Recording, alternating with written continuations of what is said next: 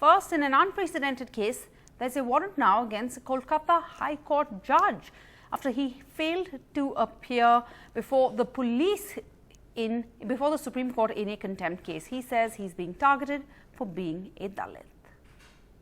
It is unconstitutional act. All 7 judges that I have to resign. Caste issue. This is a caste. A Dalit judge, he prevent not to his work in the public office. That is atrocity. A stunning act of defiance by any judge against the Supreme Court, facing an unprecedented warrant ordered by the top court for failing to appear in a contempt case. Justice C.S. Karnan, a judge in the Calcutta High Court, called a press conference and threatened to prosecute 7 judges of the top court.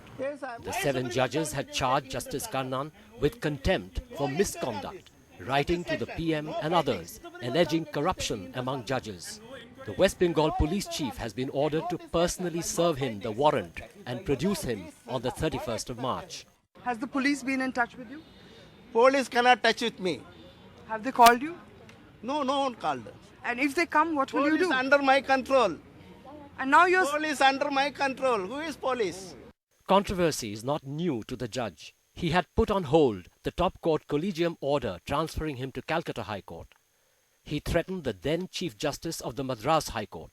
The wife of a Madras High Court judge accused him of harassing her husband and family. Just because the judge, he can't get off when an ordinary citizen would not have got off. The Supreme Court had a very unpleasant task to perform. But if it did not, it would send the wrong message. Karnan's act is only unjustified. Holding the office of a judge ought not to use such intemperate language. Justice Karnan will have to be present in the top court on 31st of March. But it seems he will defy the order again, leaving the Supreme Court in a fix. With Monideepa Banerjee in Kolkata, this is Arunachalam Vaidyanathan, NDTV.